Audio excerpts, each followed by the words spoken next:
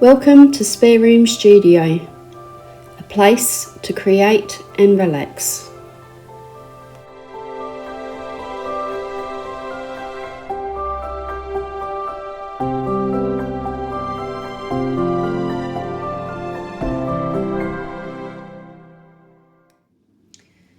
Hi everyone, today I'm going to colour in a different book just for a change of scene. I'm going to colour in the Fairy Tales and Folklore by Emelie, Lidehall, Oberg. I'm sorry if I've pronounced that incorrectly. I have only really done the title page and I've started doing the second introductory page there with water-based markers. So today I'm going to try using some Inktense in here. I haven't used Inktense for a while, so I felt like doing that. I've had a bit of a rearrange of my pencils. So I actually have Derwent Graphitint, Derwent Watercolour, Derwent Inktense all in the one case now, and that way if I'm lacking a colour in the Inktense I can actually easily access the Derwent watercolour and substitute some colours. I also have a couple of Lyra Rembrandt Aquarelle here that I bought open stock just to try them. So a couple of colours there that I thought that I might like, and if I need them I can use those as well. But I'm going to get started with Inktense. I've also got, I might just put a sheet of paper here so I don't damage that page. I've got paper behind it. This is the picture that's behind, and I'm really not bothered if I have bleed through. I am not likely to colour that page, I don't think. I'd be really surprised if I chose to do that one. So I've got some paper in there to just protect the one behind, and I'll put that one there just to stop any splashes on that page. And I've got a whole heap of paint brushes, some water and a water brush to get started. So let's see how I go with this one. And as I say, I haven't really coloured in this book as yet, so I'm just going to get a pencil sharpener as well so that I've got everything to hand, and let's get started. So I don't know what all the fairy tales are. I'm just going to see if I can get a bit more light over this way. Let's see if that's a little bit better maybe. I don't know what all the fairy tales are in the book, and I don't really need to know what they all are. This was just a really cute picture that took my attention, so I felt like I wanted to colour this one, and I'm going to start with the bear. Sorry, there's a hair there. I'm going to start with the bear, and I think I might start with Amber. I'm going to do him as a brown bear. And I just really liked the idea of the pattern jumper and the suitcases there. So now I'm going to try a couple of different ways in this book because the paper is new to me. I'm not sure how it's going to react. And I'm not sure how much water I can get away with at this stage. So I'm just going to use this amber to get some colour down, and then we'll get darker as we go along. Now I'll do it over here so in case I get any splashes. I like to pick the colour up from the tip, and you can see the colour difference there, and that's one of the reasons why I like to pick it up from the tip like this, because sometimes I think the colour actually looks nicer when I do it that way rather than scribbling onto the page first.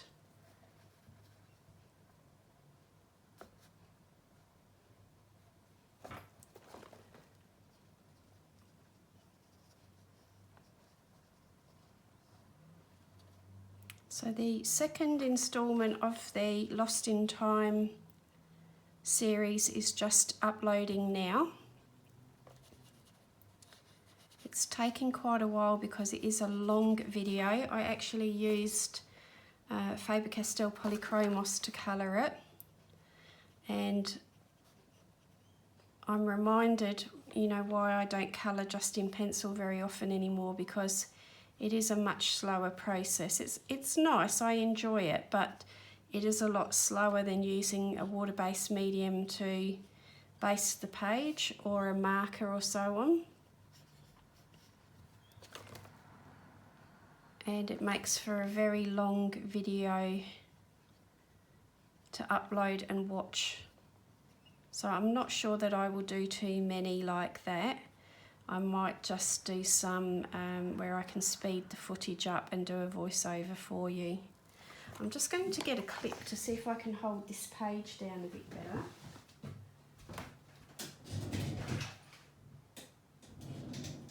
Except for I've lost my clip. Oh, here it is.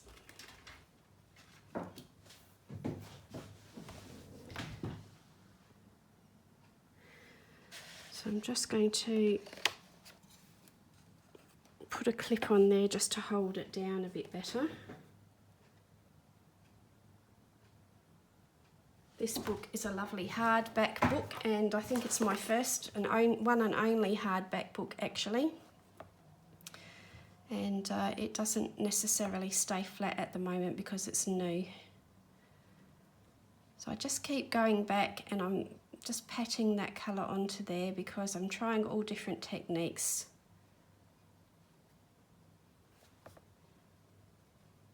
This is a bit of a test page for me to see what the paper can actually cope with.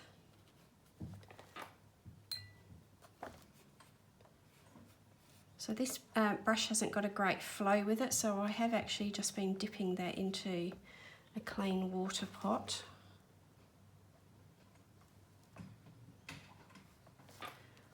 You may hear a little bit of noise. I've got the window open today.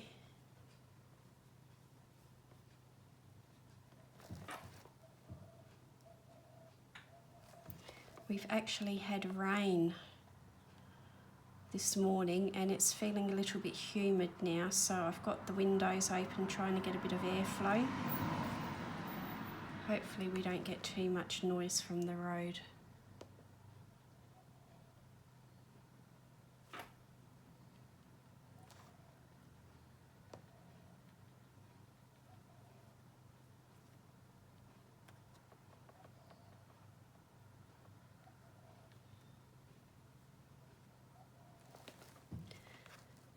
I haven't really looked at too many pages that are from this book because I don't want to be unduly influenced by what I see.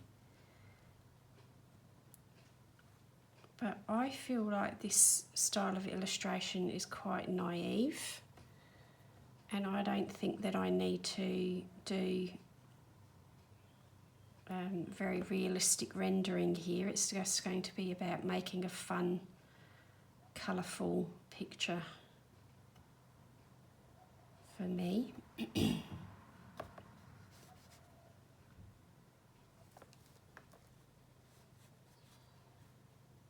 And testing out just what I can do with the paper.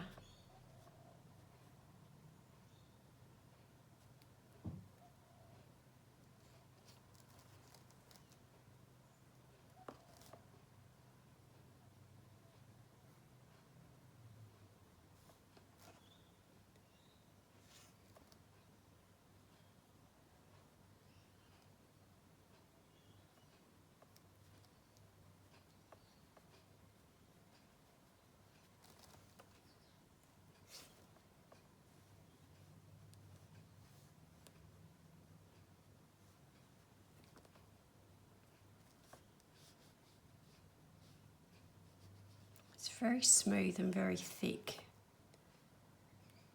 the paper.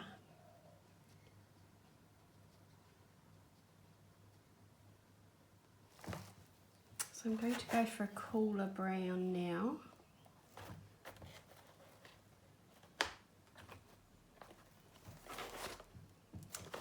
Let's have a look.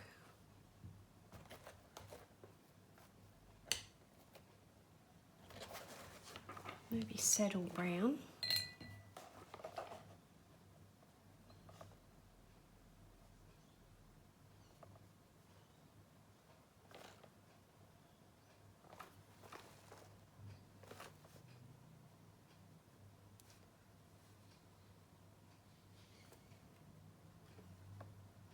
Gee, it's not that cooler brown, it's quite warm actually.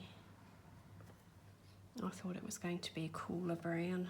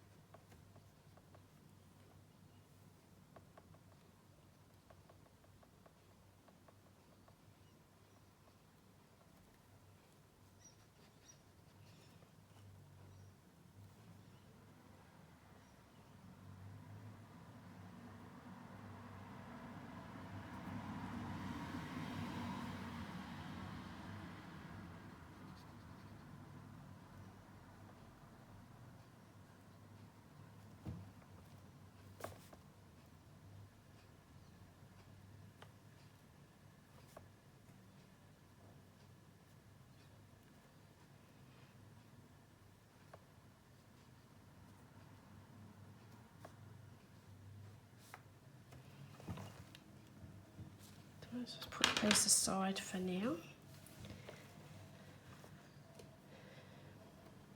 And that rucksack I'm going to do like an olive green, I think.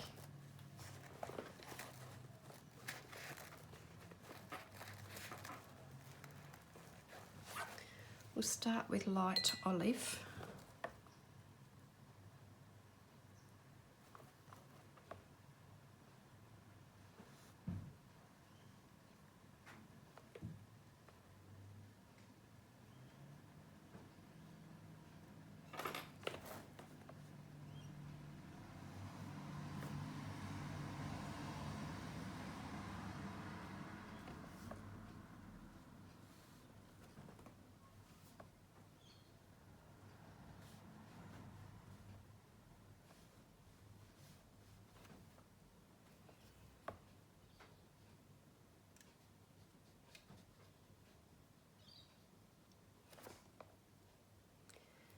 The sun's trying to break through now after the rain this morning, and it's really starting to warm up, so I might have to put the ceiling fan on soon.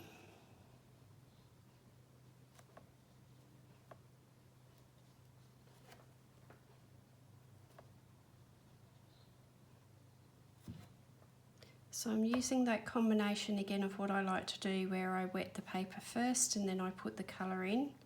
And other areas I'm just using the colour off of the brush onto the dry paper. So really what I'm doing is just trying to get a feel for what I like best. I want this little bit here to be a bit darker because that's going to be under the flap of this pocket on the rucksack here. And that's going to be a bit lighter, so I'll just do that for now, and I can always come back later to start darkening up what hasn't got enough contrast. But I sound like a bit of a broken record, but you know, do some layers, light layers to start with. Establish where you want your colours, and then come back and build up the contrast if you can.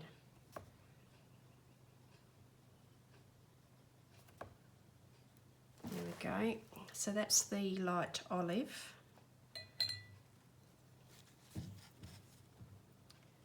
And that's actually a pocket there on the side that I hadn't realised. So let's do that while I've still got it in my hand.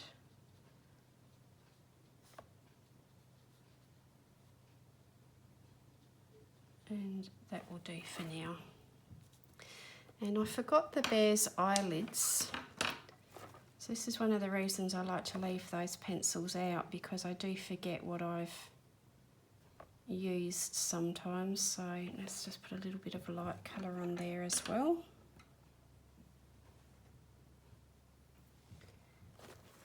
And his feet I'd like to be just a different colour, just so that there's a bit of difference there. And I was thinking a lighter sort of colour, maybe just do the amber in a lighter wash, and then the bear will get a bit darker as we go along.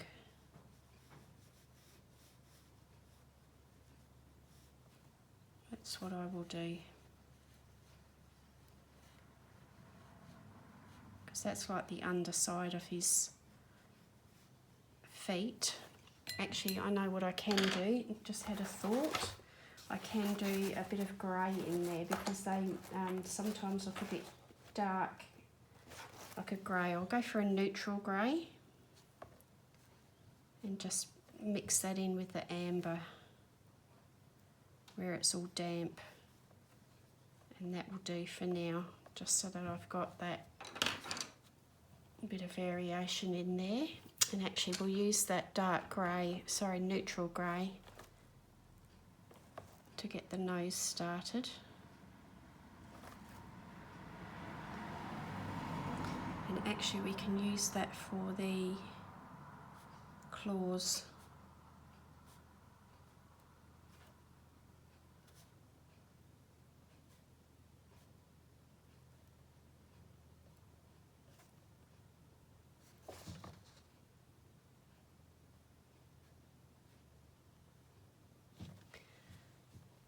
Oh, and here we go, more over here.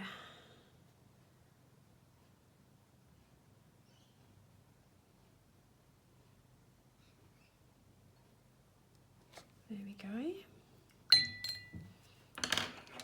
And actually, while that's out, I might do the rocks as well.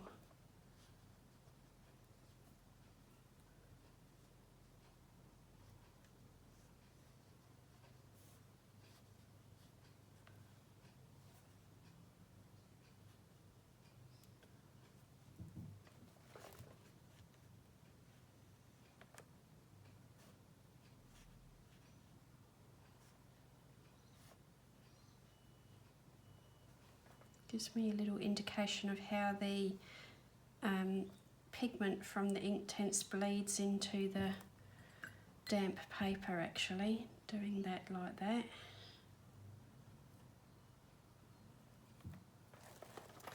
Okay, now I think I'll do his jumper next, and then that will set the colours for what I put in the other things down here. I'd like his jacket, his jumper to be quite vibrant and bright, so I think I might go for a red.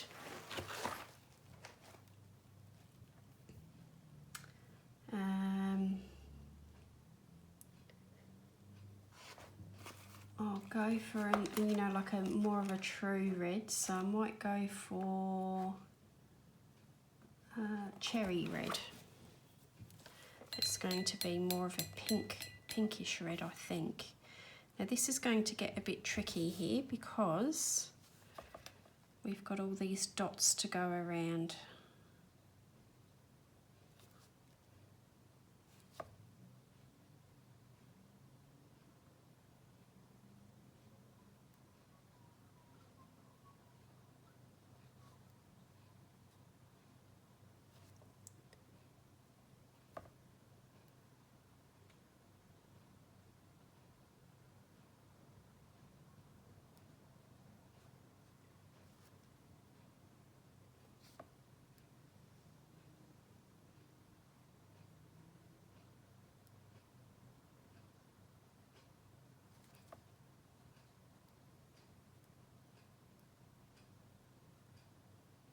Now, if I felt like I was going to do dark coloured dots, I could just go over the whole lot, but I don't know whether I want to leave them white or not, so I'm just going to go carefully for now and try to avoid going over them if I can. And if I do go over them a bit like there, I can just get the white acrylic paint pen on there.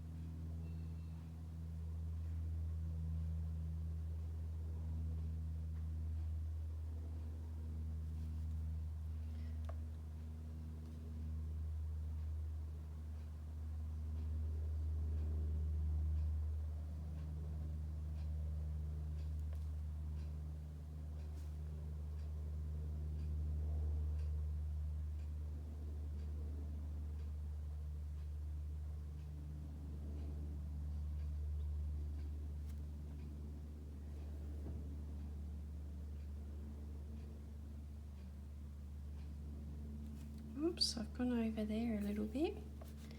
Actually, that's interesting because you can actually wipe it back off quickly. The colour seems to sit on the surface a little bit because it's so thick, and it has, it does feel like it's got some sort of coating. So I was able to just quickly wipe that back.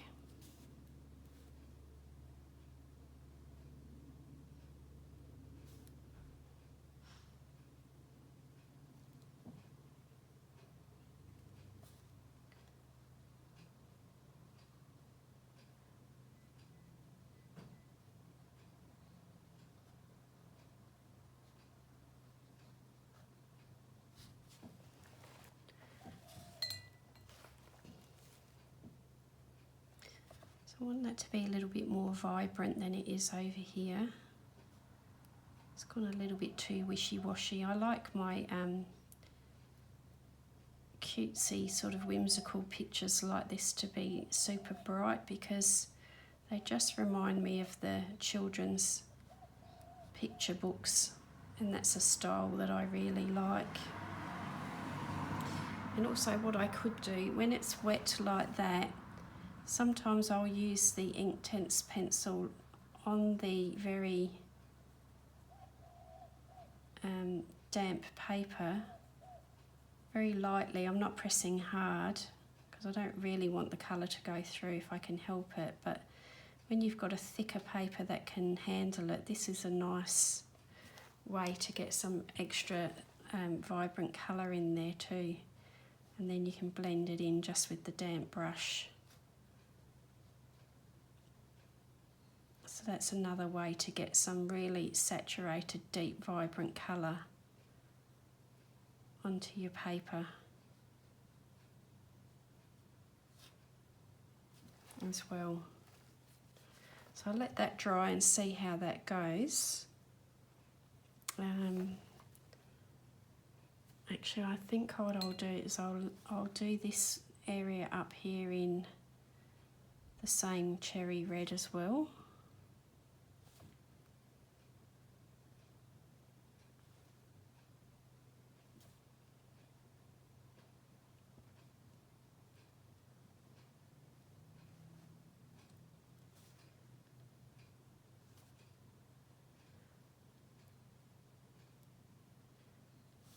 I held back buying this book for a while because I wasn't sure that the style of illustration was really for me, like my thing. But after seeing a copy of it, my friend Helen had this had the book when I last saw her, and I said, oh, I don't know, I'm not that overly keen on it. But the paper was really nice and it was interesting. So it was there in the back of my mind, and I got to thinking about it quite a bit, and I decided that I would get it because I haven't got any other hardback books either. It just feels like it's a little bit more special with that hardback and also the extra thick paper. So that was my reasoning for giving it a go. And I think it's probably the sort of style that it could really grow on you if you're not sure. It's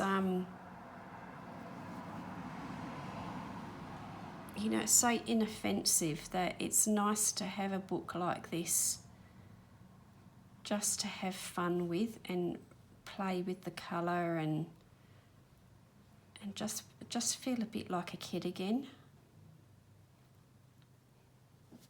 So yeah, I decided that I would give it a go for that reason. So I'm just going to come down here and do the cuff. Just trying to be careful of that rock there because it still feels quite damp.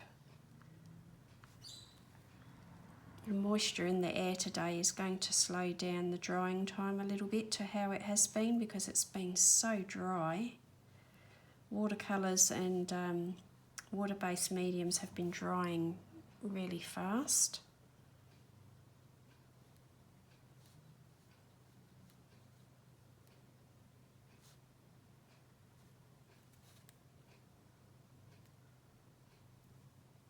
It feels like we've been living in a desert for months. Okay, so I'll just put that aside now, and I'll have to let that dry while I work on some of the other colours. And I'm thinking what I might use for at least one of these suitcases is Shiraz. It's a nice deep sort of burgundy red.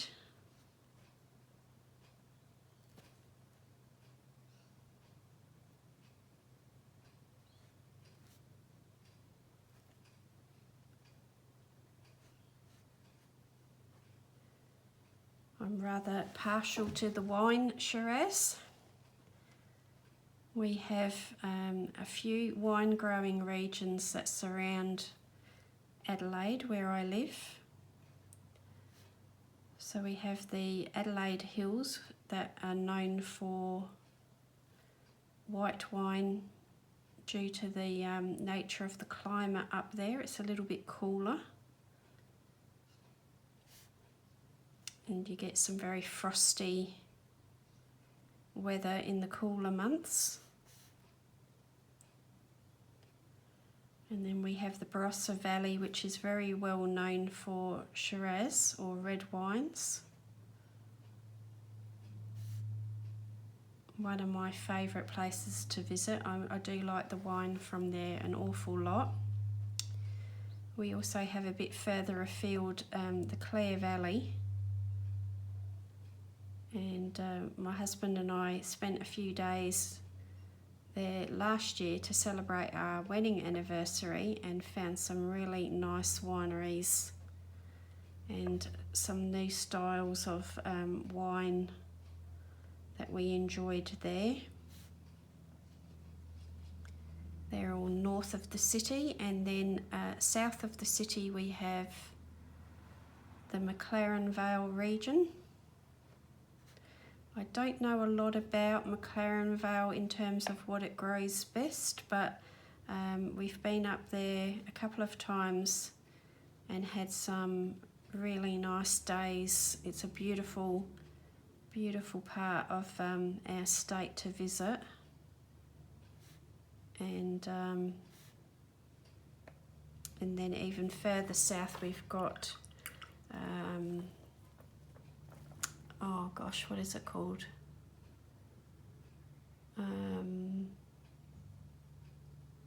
Coonawarra, I think, maybe? I don't know, don't quote me on that one, but there is somewhere way further down south from us that is another wine growing region as well. So we do have lots of choice when it comes to very nice wines around where I live.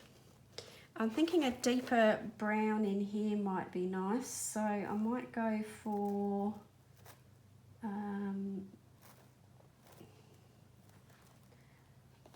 dark chocolate.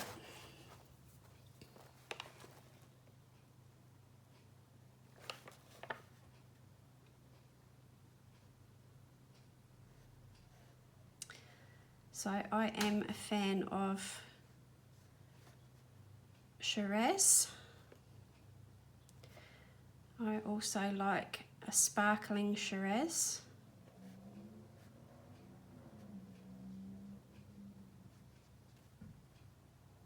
And I'm willing to try some of the blends that they come up with these days.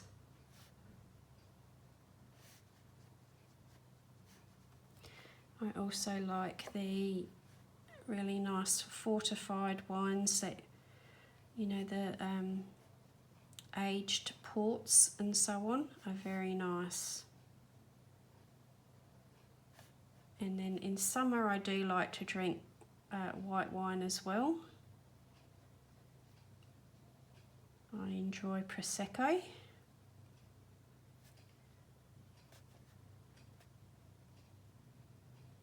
And I enjoy cider and you know, lighter beers and so on. When it's a nice sunny day, it's lovely to sit outside with a glass of wine, especially if you've been doing any sort of hard work in the garden. It's nice to have a little treat at the end of the day, sitting in the shade.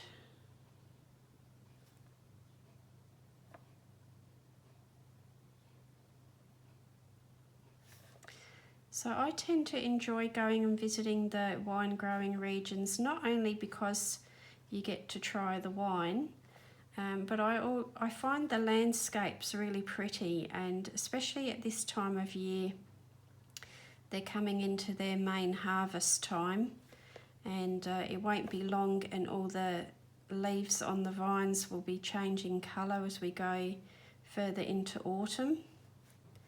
And just before, you know, they all fall, it's so pretty with the colours. It's just really nice to go and enjoy the landscapes and see all the colour. There are some really pretty places to go and visit where, you know, they'll do a nice cheese board for you, and you can sit outside and enjoy some of the local, you know, cheeses and different sorts of cured meats and that sort of thing. And it's just a really pleasant, pardon me, pleasant time to do something like that. Very relaxing. Okay, so this roll here, I'm thinking I will do like a greenish colour, but not quite so olive, so I'm going to maybe use fern. I was thinking it's a bit like a, you know, like a bedroll sort of thing. I don't know whether it is or it isn't, but that's what I've got in my head. And I thought that the green might be nice for it. And I like these sorts of yellowish greens, not quite olive, but yellowish greens with that Shiraz or burgundy sort of deep red. I find that a really pleasing combination, especially with the amber up there of the bear as well. They're not muted, but they're a bit more jewel toned and sort of a rich colour rather than the you know, kind of circus bright colours that I often choose.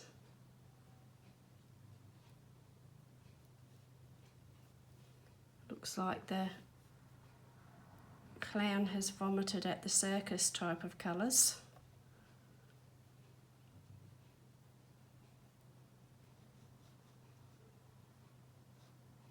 Which I really enjoy using.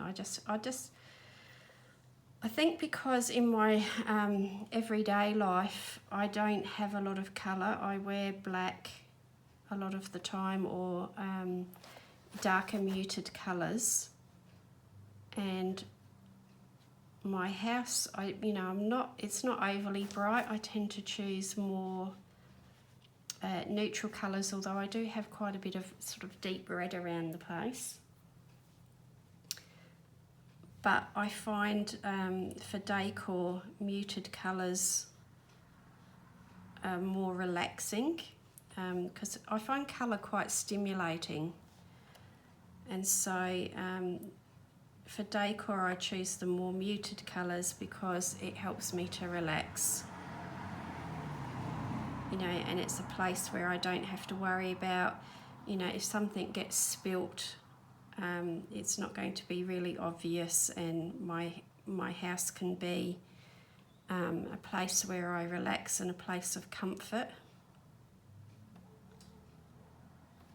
And that's why I wear dark clothing, because I'm really clumsy and I usually end up wearing whatever I'm eating. And so I use colouring books and art to get my fix of colour, you know, and play with colour.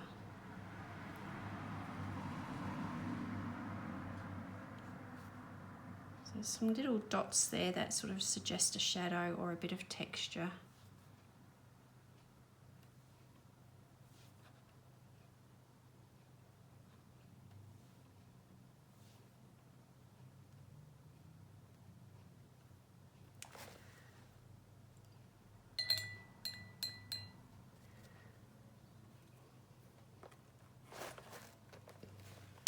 Now this drink flask, oops, I've just realised I've missed a little bit of the roll here.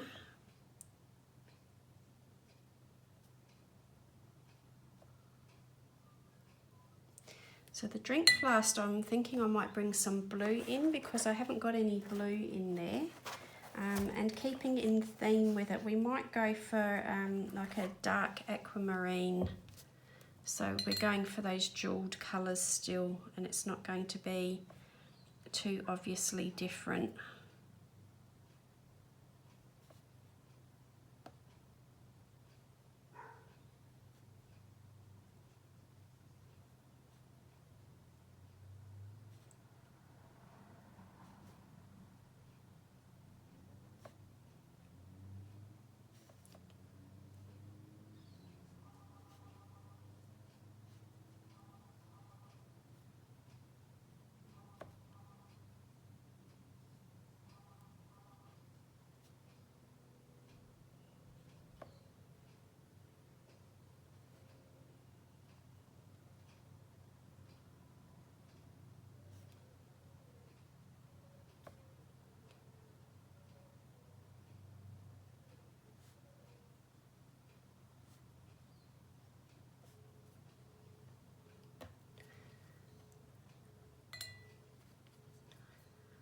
So I think maybe we'll make the cup on the top the same colour as the stripes perhaps.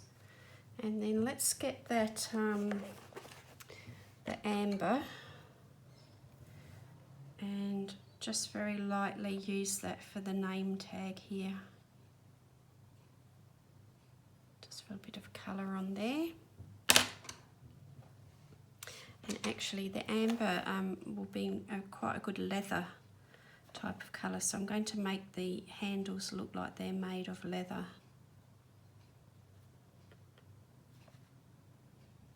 Or that's just, you know, what I'm telling myself.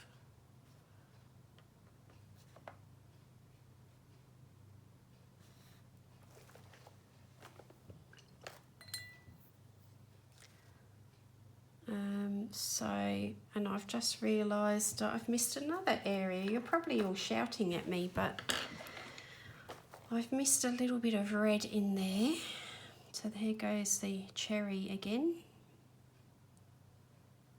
It's very easy to miss some of these little details.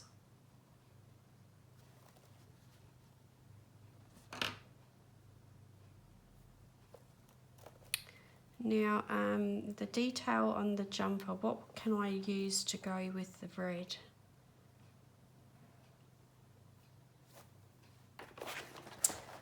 I'm thinking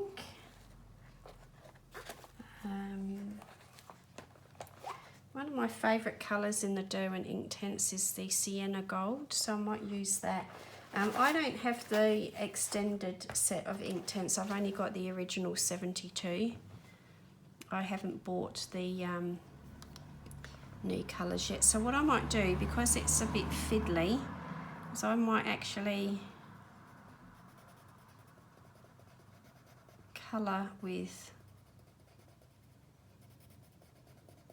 the pencil directly on the page, just to get a bit of colour down.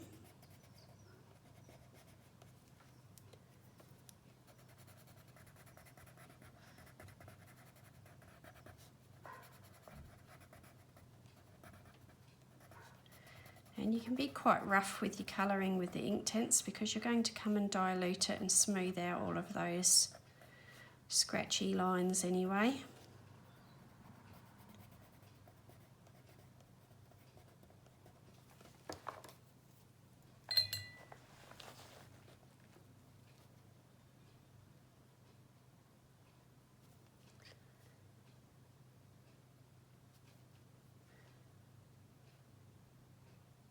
So my brush is quite wet, I'm just dabbing the excess off onto the paper towel there.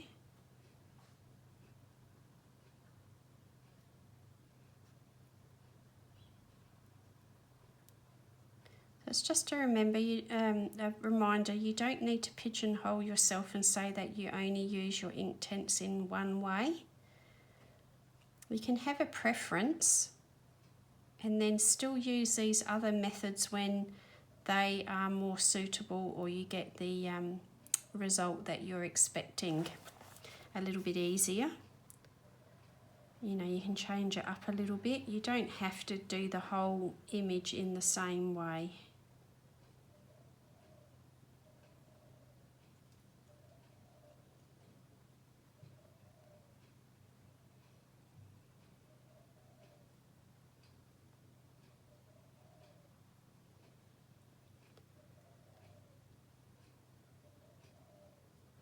So sometimes with these smaller areas, it's much easier to just colour with the pencil and then come and dilute it or activate it with the brush and some water.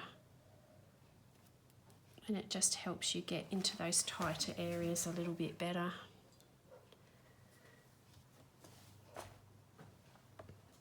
So again, will I use up there, or shall I introduce a new colour?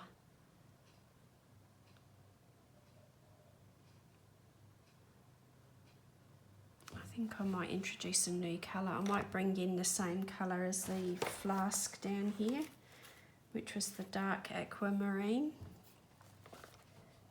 And again, I might just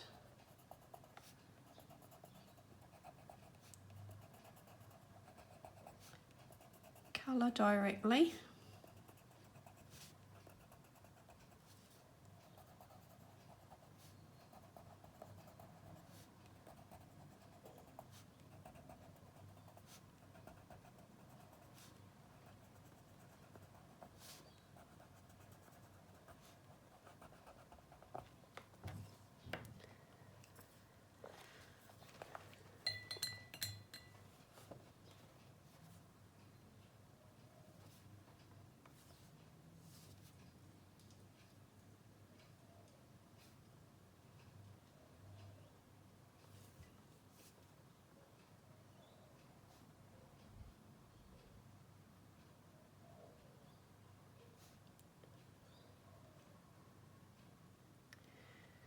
So another little tip is with the Inktense, if you use them rather solidly and lay it down quite heavily like I have done here, if you don't fully activate that pencil with water and you come back later with another wash over it, you are at risk of activating it then and having it bleed and run where you don't want it.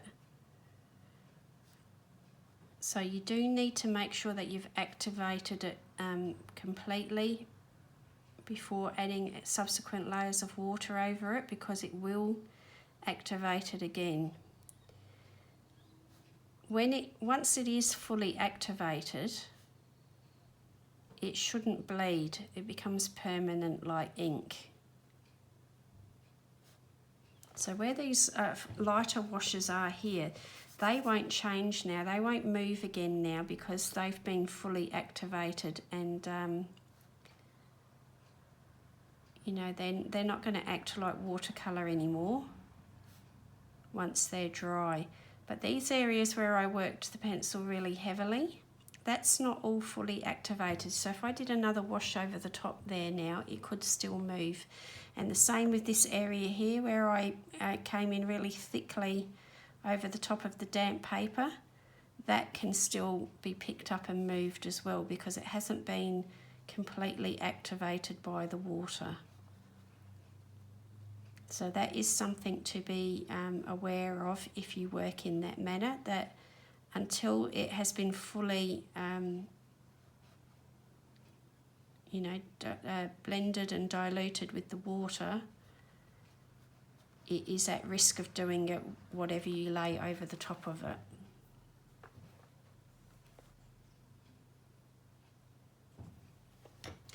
And I think I might put some green into the jumper as well. So some of the colours that are around here are going to appear in the jumper.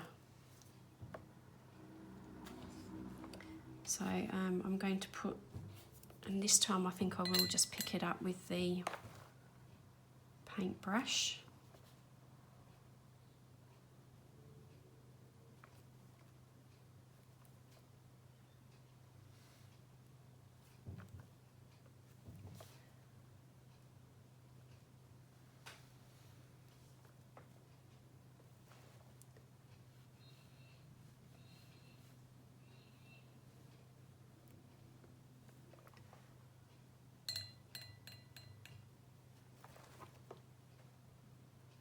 And I'm going to use the sienna gold in those little diamonds, I think.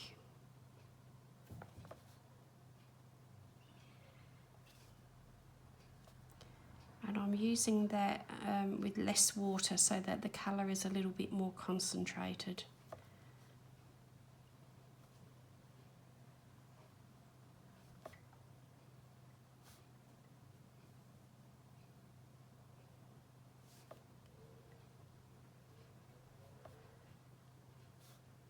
And so I'm going to use some of that into the bear itself.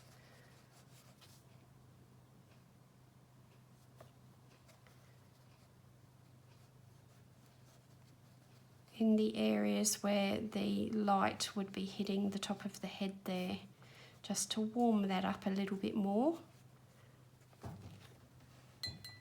And maybe here on this knee where the light might be hitting it.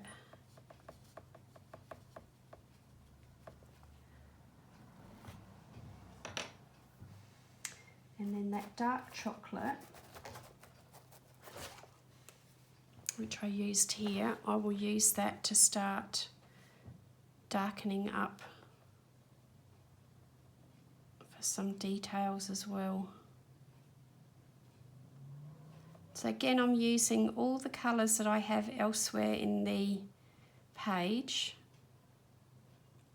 in different ways so that it helps, you know, that whole story gel together. But when it's all dry, you won't necessarily realise that it is the same colours that I've used over and over.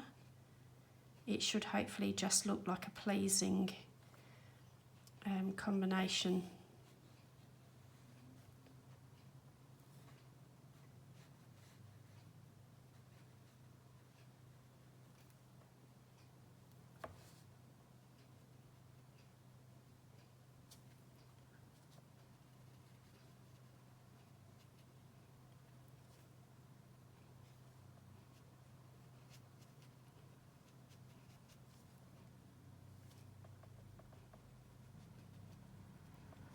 And I'm just patting at the paper with the brush there. That's all I'm doing.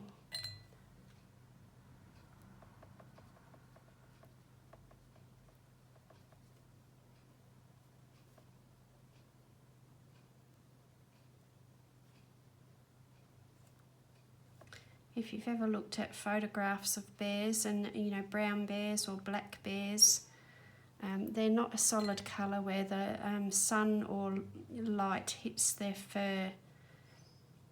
There's a lot of richness in the colour of their fur. It's not just all one solid block colour.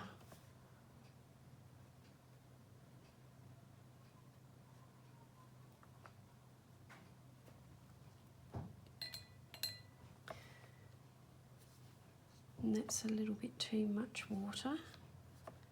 Just picking some back up with the brush and putting it back on there.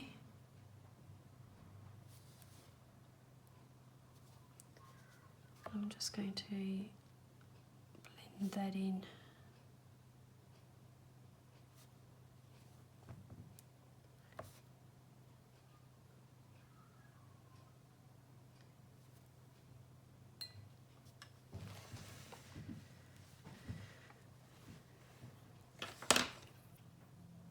And this last big box here, I'm not sure what colour to make that. I think maybe similar colour to the bear. So we'll start with the amber and then we can put other colours onto it.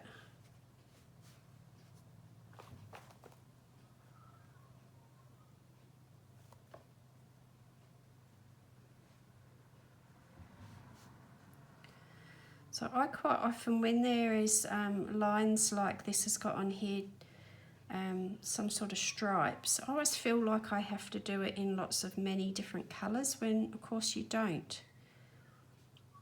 You can just sort of ignore those and leave it in one colour if you want to.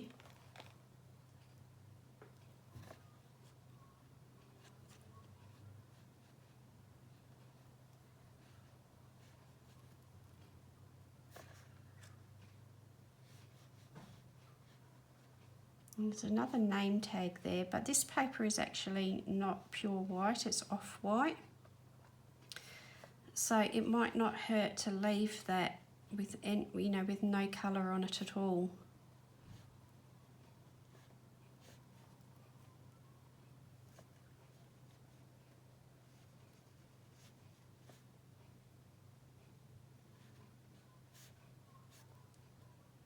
So of course it's got a lid, so you would think that there would be a little bit of area underneath the lid there that would be casting a bit of a shadow. So I'm just going to deepen the colour up along there.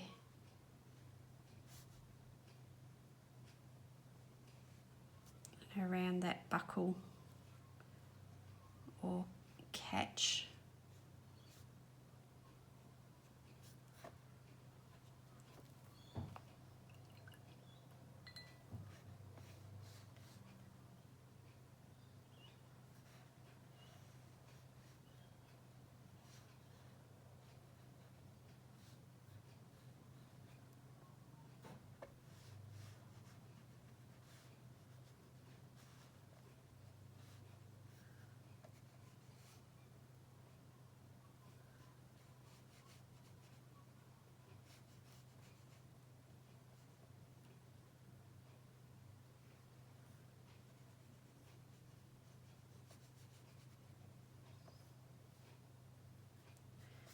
And I'm going to put a little bit of that colour into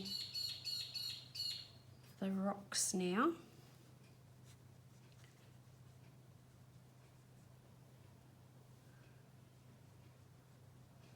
And layering it over that grey gives it a bit of a different look to how it looks up in other places as well. So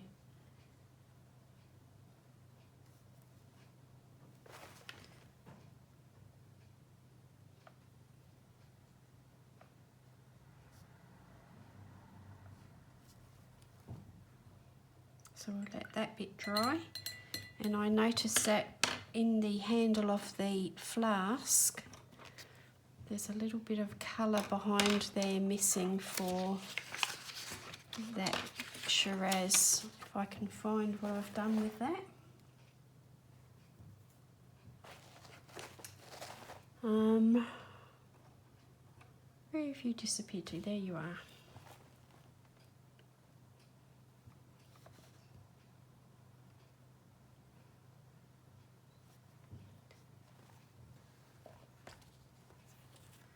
And let's choose a green for this bit of foliage down here.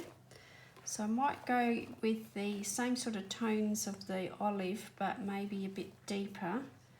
So let me have a think. Is there a deep olive that I've got?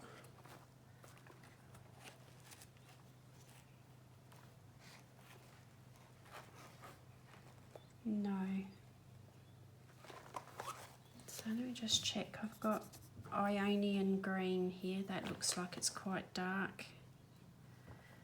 And it's not too yellow or too blue.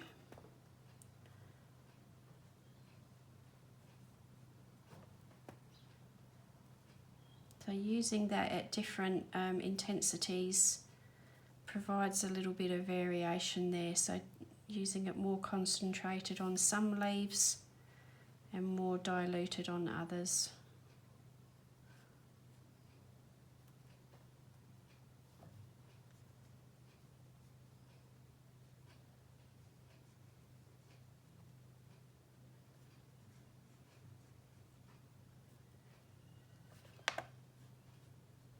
Keeping in mind the same concept that if a leaf is behind another leaf, it's going to be darker.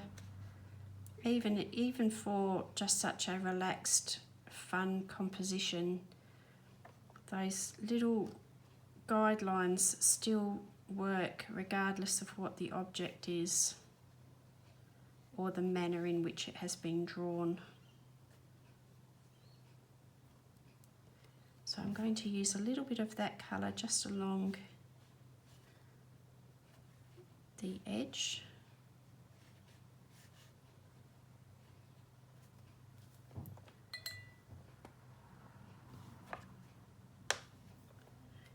again, just gone past the line, so I'm able to push that with my finger and take it off quickly.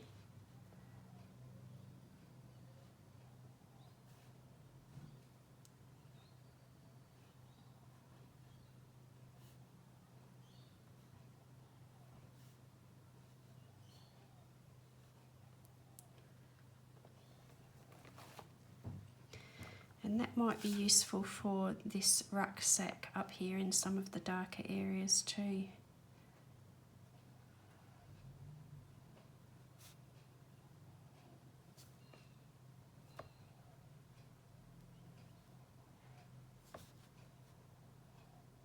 So always look to see if you can use colours that you've already got in different ways before you introduce new colours. And it just helps keep all the basic tone of the picture very similar then, and there's no jarring inconsistencies in it.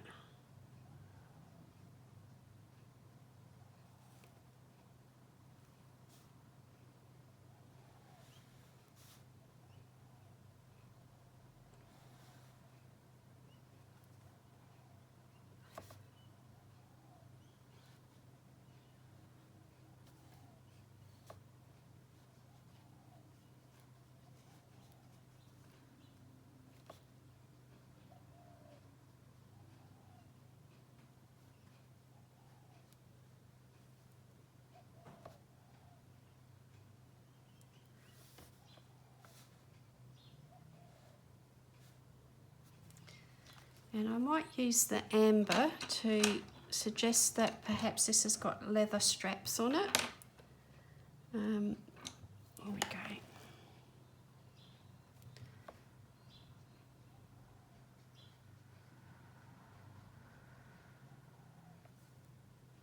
Still a little bit of green on the tip of the brush there, so that's just toned that amber down a little bit, which works okay.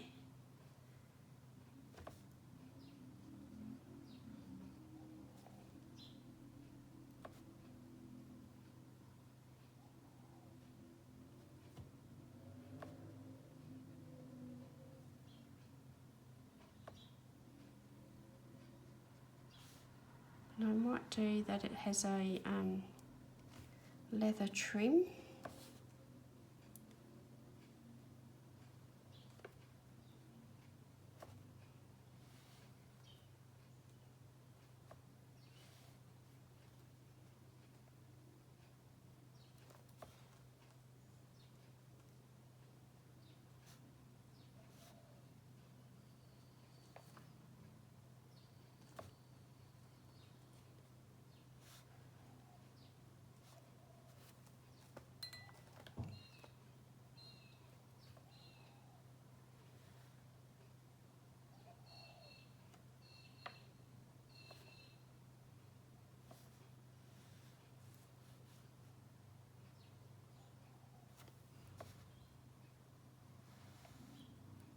There we go.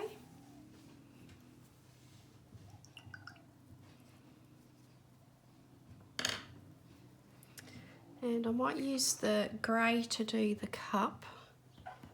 So we've got the neutral grey.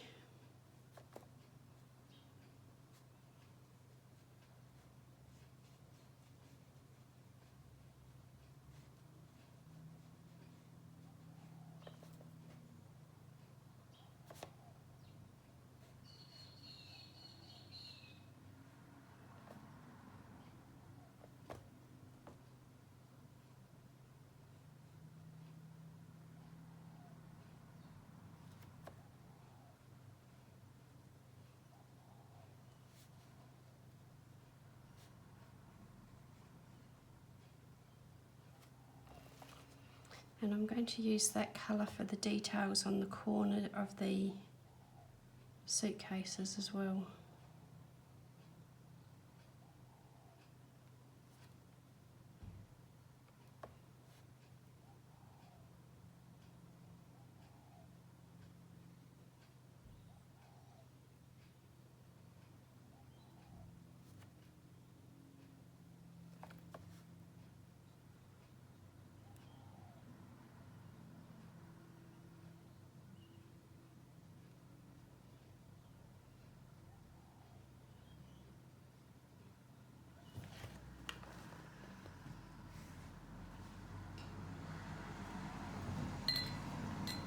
And I'm going to use again the amber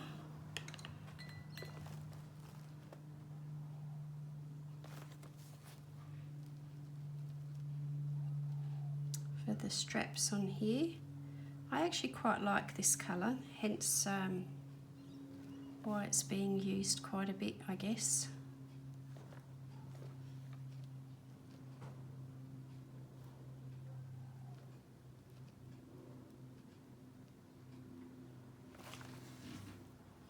And I may even just do a little bit of extra detail. Now I've been using the tip of that pencil quite a bit with water, so it's a very soft. So the paper is wet and the lead is very soft, so it's very fragile when it's soft. Just be careful with that if you do that.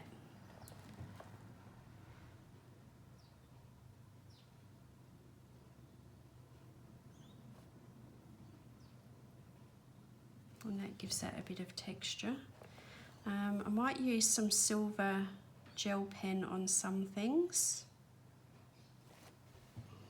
And I'm actually going to use a bit of black today. I know I don't use it very often. But instead of black, I'm going to use charcoal grey.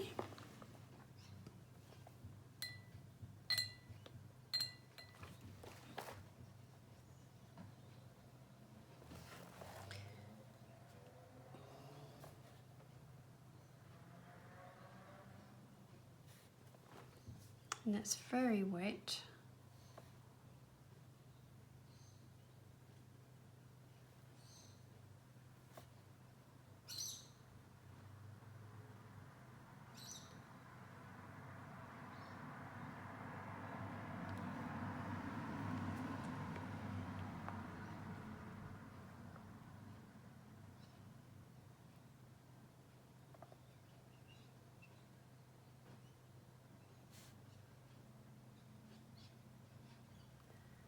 And I might just darken up some of that as well.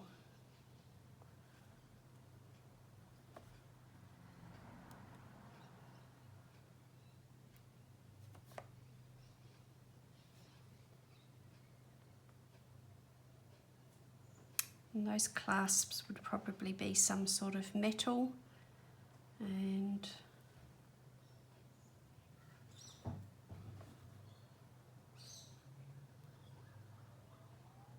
so I will do those with a gel pen.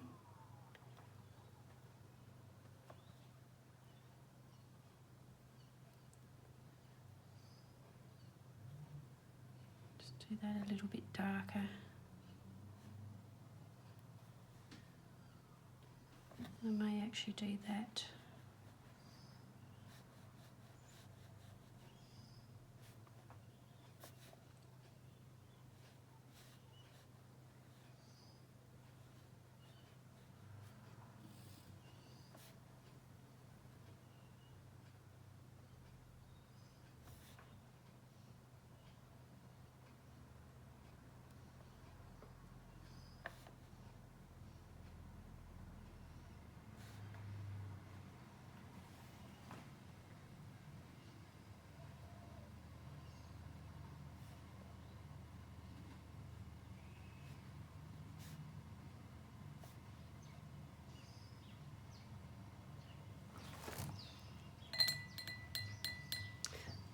So let's go for the amber again for the strap on the bedroll.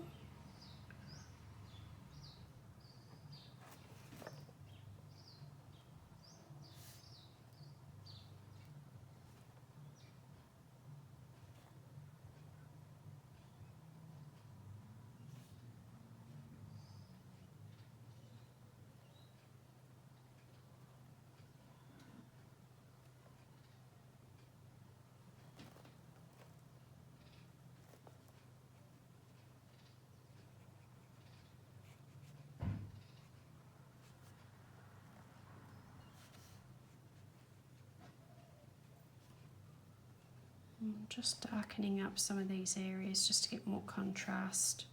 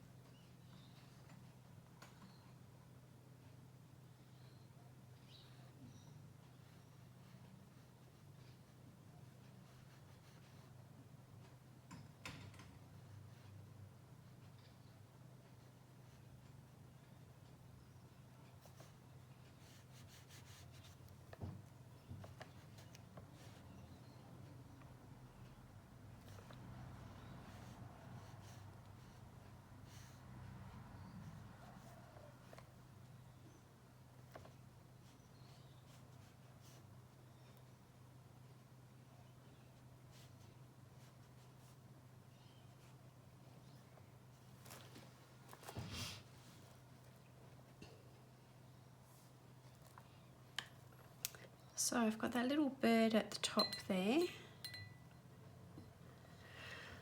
and some details on the sweater or jumper. We call it a jumper here. I think I'll go for the darker green that I had out. What was that? Was it the Ionian green? Did I put that away?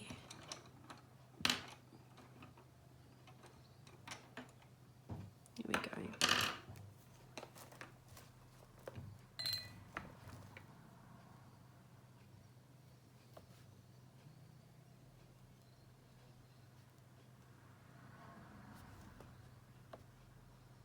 Made that very wet.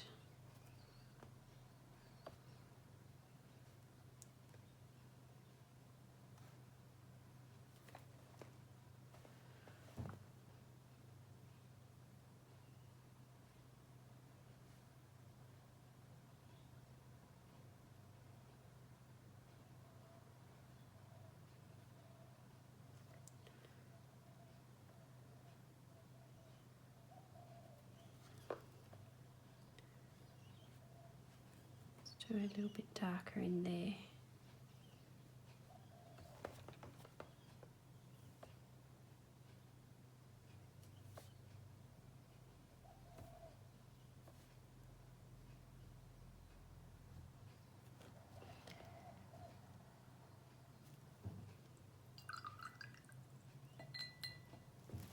And I might get the dark chocolate, if I can find it.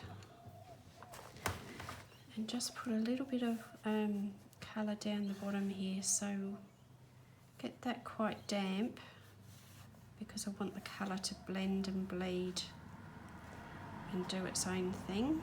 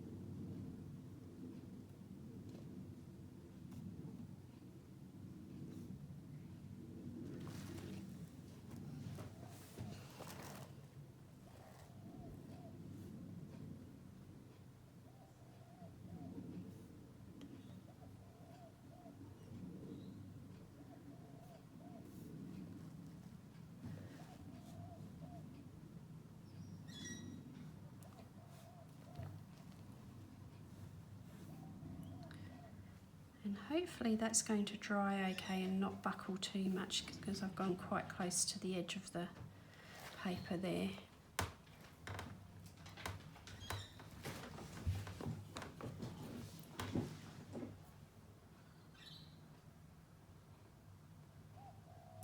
I hope that hasn't been too dark and dull all that time.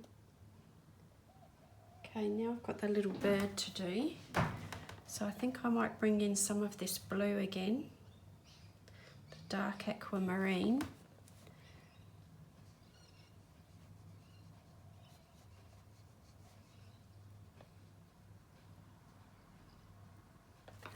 And also I need some brown. So let's have a look. No.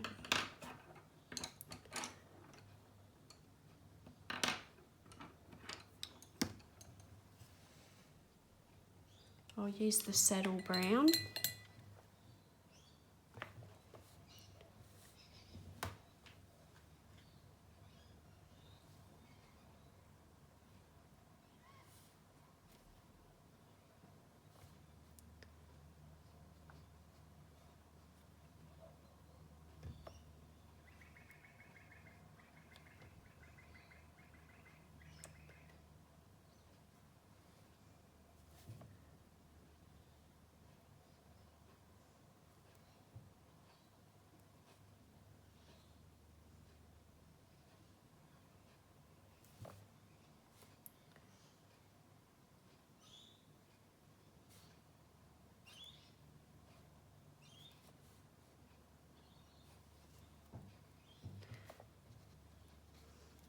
Bring a little bit of that into the bear again.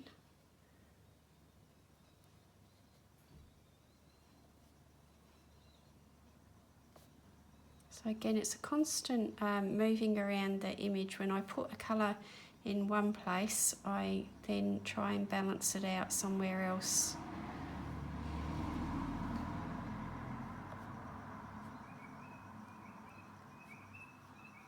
So that we get a sense of, you know, it's a full composition and not things that are not related to each other just slapped onto a page.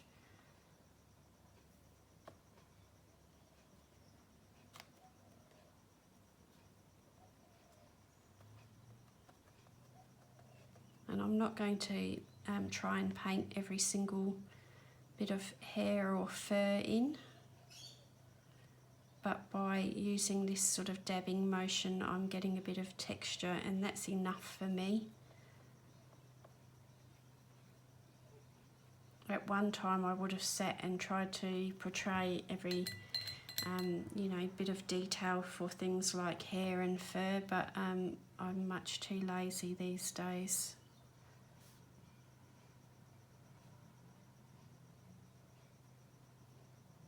And you know, I mentioned earlier that this particular style of illustration doesn't necessarily call for that level of detail being on there.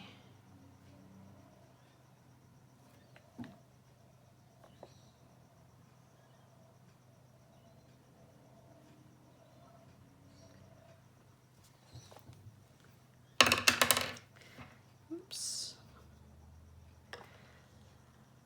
So yeah, it can be quite a slow process, and I think if any of you are still watching, let me know that you've watched to the end, because I'd be interested to know whether I'm wasting my time recording all of this because it's too tedious for you.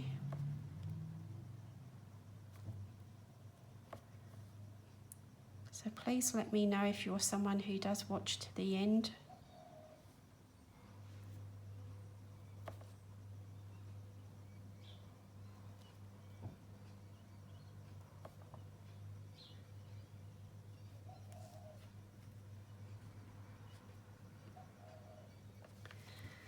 Okay, so while that's drying, I'll get some gel pen. And I'm going to start to put some gel pen on things that I think would be metallic.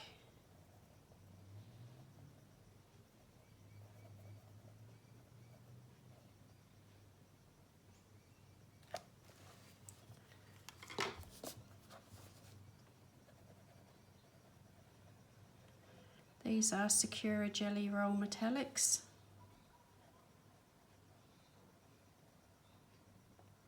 But any metallic gel pen that you like using is perfectly adequate.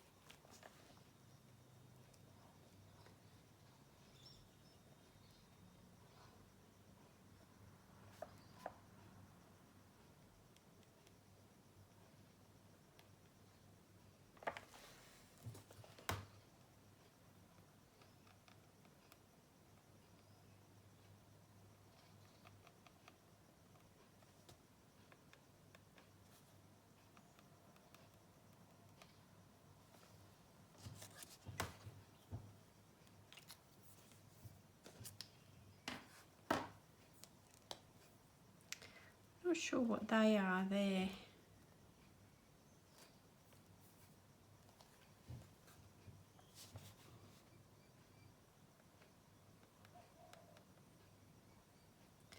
I'm just trying to avoid all the damp areas and not put my hand in anything that's wet or going to transfer, because I didn't think that through very carefully.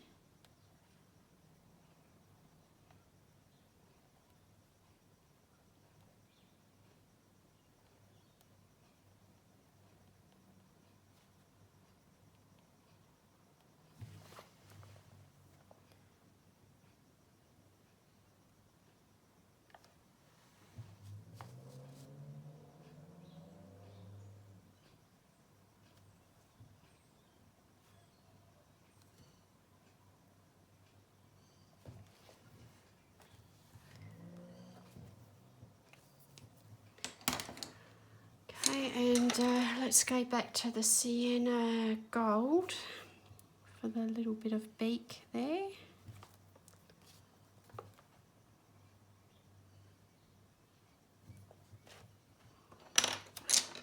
And we need a grey, or dark chocolate will do.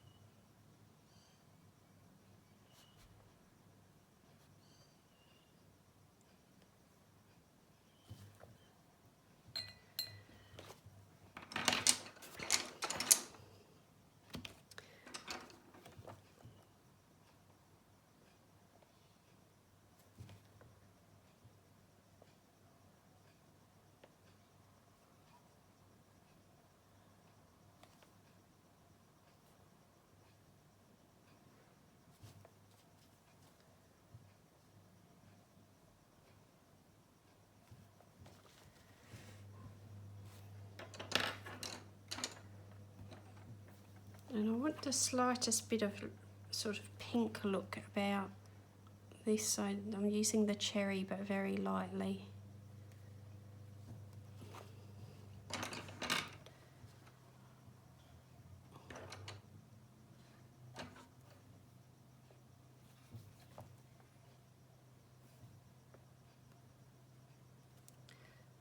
So back to light olive here, just for this bit here that I haven't done very well.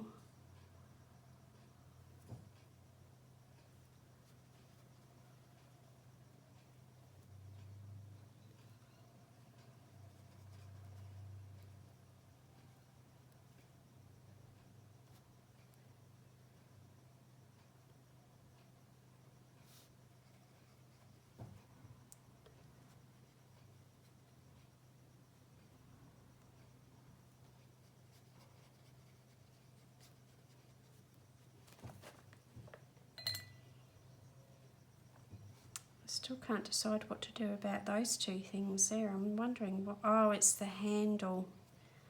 It's the handle, isn't it? So let's go with the charcoal grey.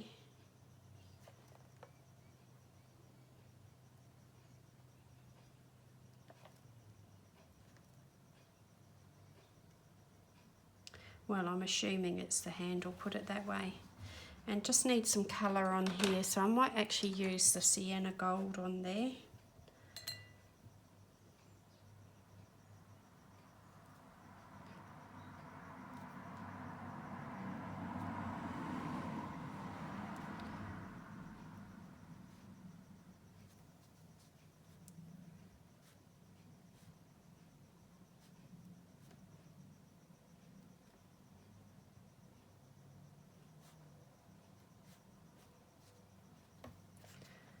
And just put a light bit of colour on there.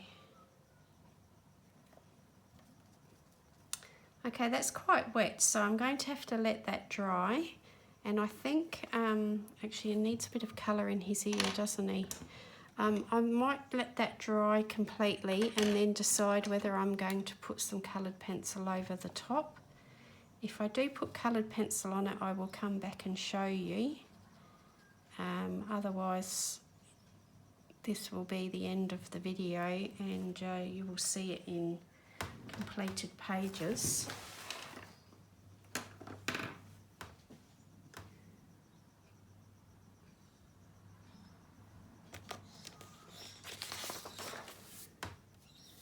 And I need to decide if I want a background on there too.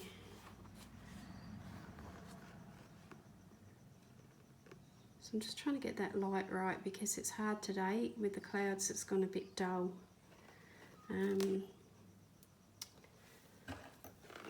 I've got a few little flicks of colour that I have still managed to get on there. So yes, I probably do need to do some sort of background.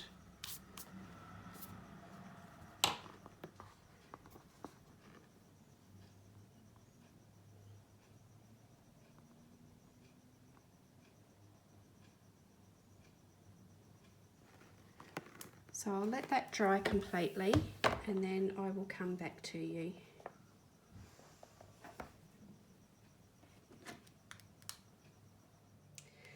So I'm going to just put a little bit of poppy red into these areas of the jumper where I've gone really light and patchy, just so that it's a slightly different colour red to get a bit of variation going, because I feel like that all looks a little bit lacking something. So rather than using the same red, I'm actually using the poppy red, which is a little bit more of an orangey red than the cherry. Cherry's more of a sort of deep pink red. So I'm going to do that in some of these areas where it looked a bit wishy-washy.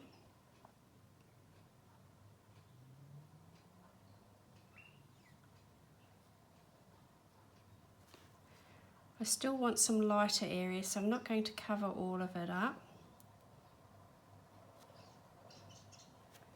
I just want to get that little bit of variation going.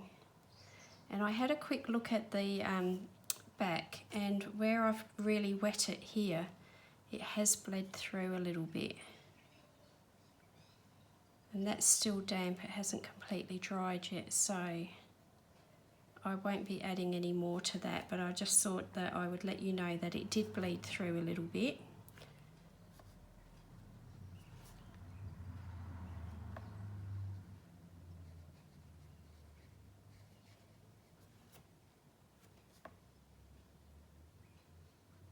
I thought that it might, and it doesn't bother me greatly because, as I said, I've looked at the picture on the other side, and it's not one that I'm probably going to want to colour anyway. So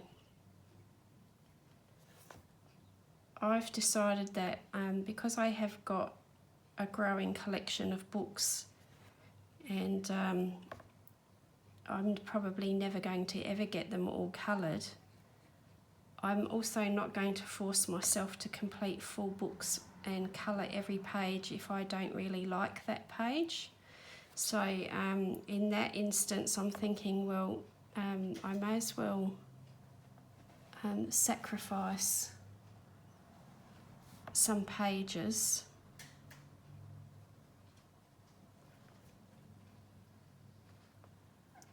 and do exactly what I want to do on the page.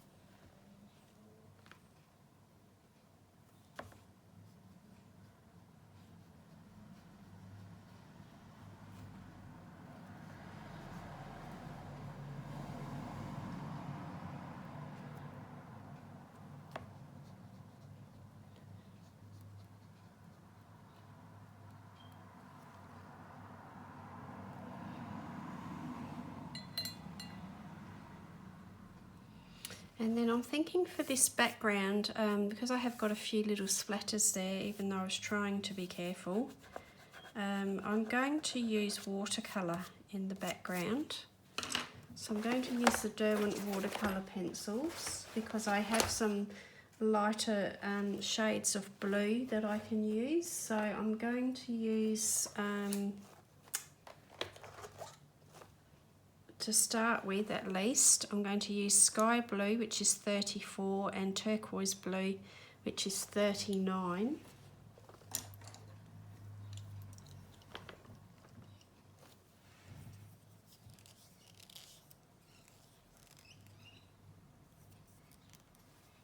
I'm going to use this bigger brush to wet the page.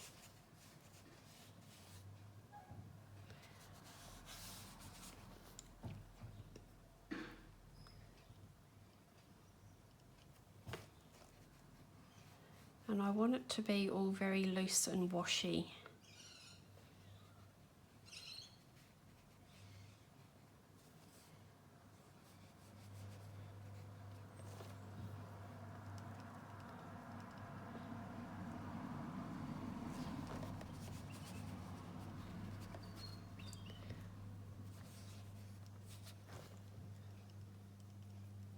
I need to get that quite wet.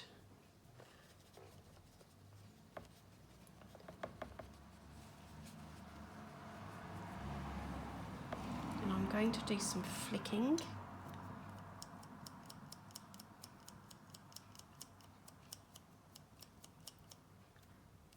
Because in that damp paper it will actually bleed a little bit and blend nicely, hopefully.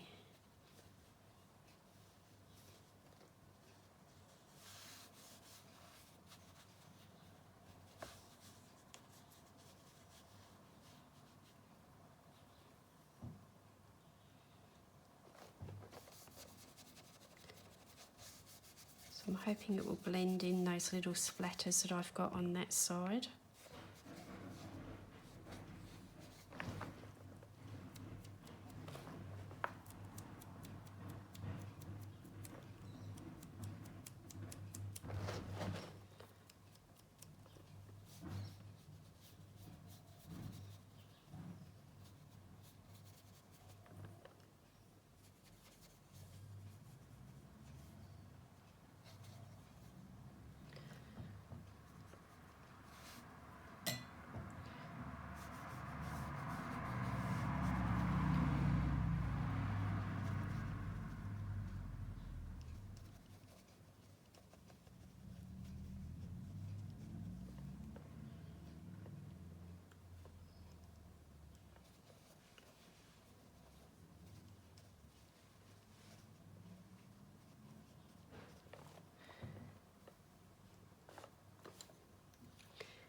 And I might use the dark aquamarine.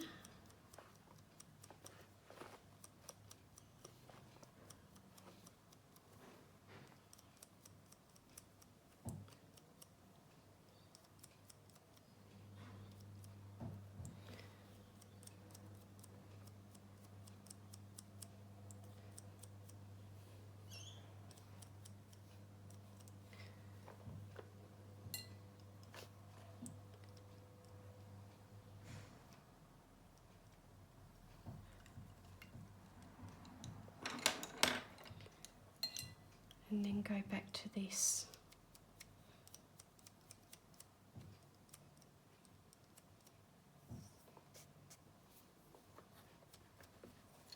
Oops, and that's what I was trying to avoid on that page.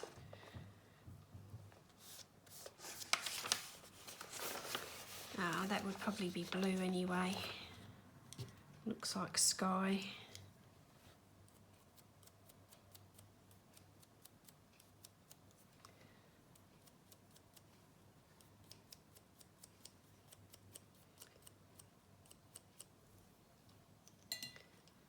Get that a bit more damp again.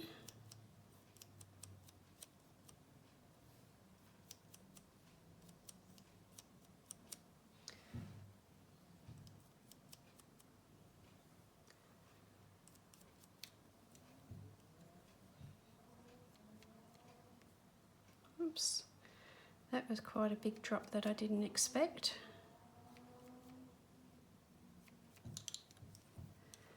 So let's get some of that off of there.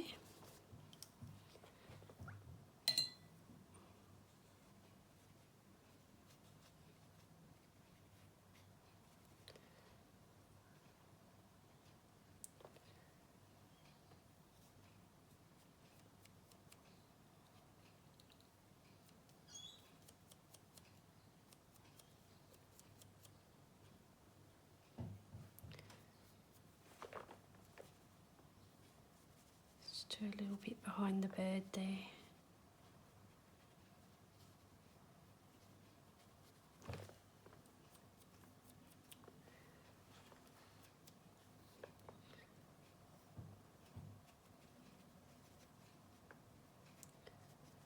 Okay, so I'm going to let that dry again, and see how that comes out. And I'm thinking, rather than introducing extra pencils, I could actually just use what I have done here with the Inktense and not reactivate them. So this is the poppy red. You know, you can just do little areas where you want to do some blending or strengthen the colour. Not sure whether to leave these things all white. I wanted the polka dots to be white, so I might have to walk away and leave it for a while.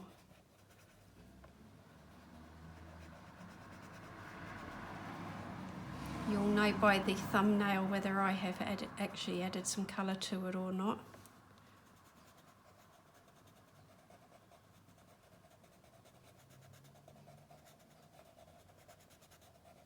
So I advise, if you're going to do this with your Inktense pencil, or if you've done it in watercolour and then you're using your watercolour pencils for some details like this, don't come back near it with water, because it will activate it and you could potentially have it run and make a mess of something that you don't want to make a mess of.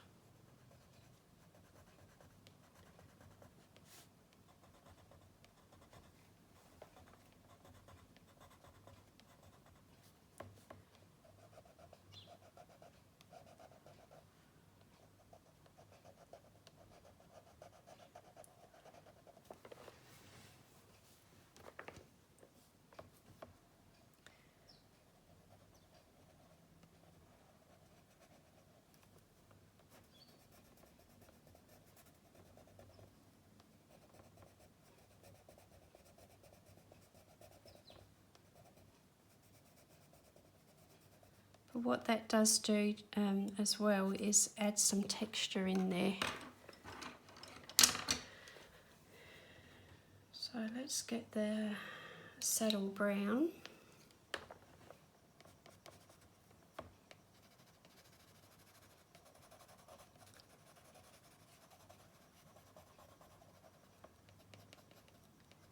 Do some flicking type motions if you want to.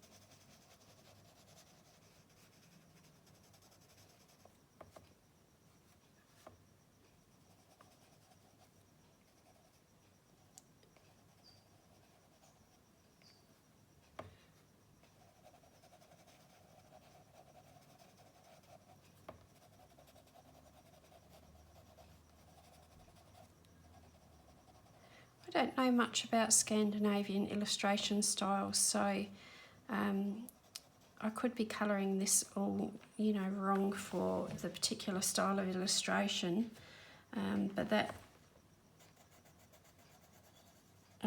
isn't really that important, I guess. You don't have to colour it in that way, but it might be interesting to actually have a look at some Scandinavian illustrators' artwork and just see if there's a particular way that things like fur and so on are portrayed in those artworks.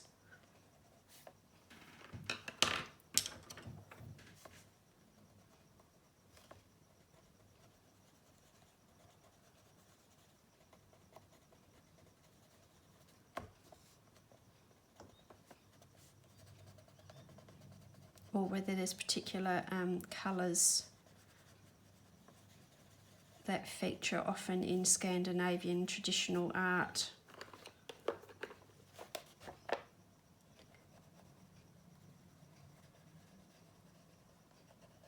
I never thought to check that out actually before I started, but it doesn't matter. You know, we're allowed to colour our books as we see fit.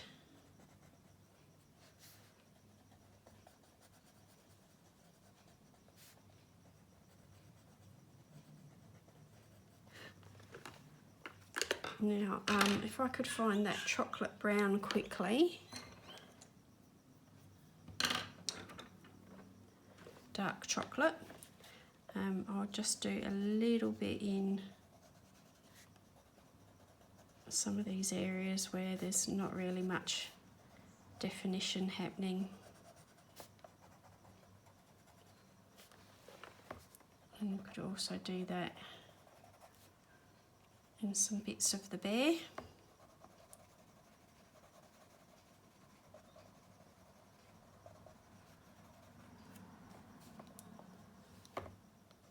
Try not to put my hand into wet paint or paper.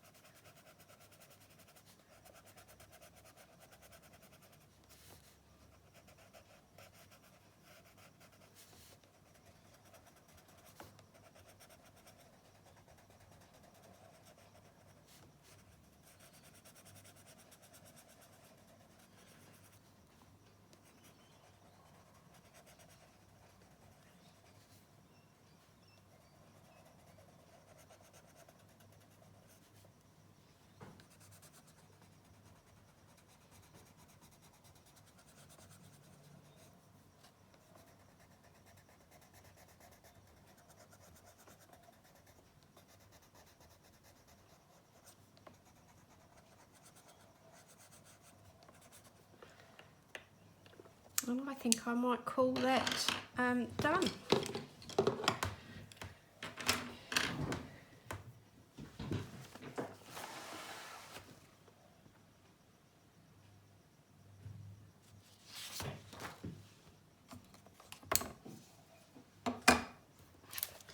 So you'll see that the background there is still quite wet. I'll leave the sheet underneath it. You can see that corner in the top right is still quite wet.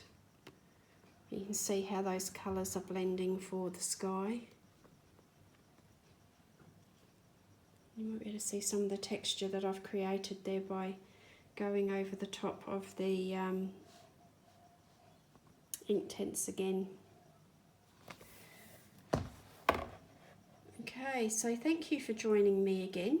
I really do appreciate you spending time with me. I would be quite interested to know how many of you watched to the end. So if you wouldn't mind leaving a little note in the comment box about whether you watched to the end or not, I'd really appreciate that. So thanks again, and I will see you in the next one. Take care everyone. Bye now.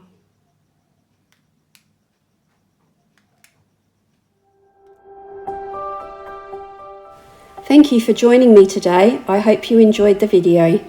Please consider subscribing and hitting the notification bell. That way you won't miss out on the next one.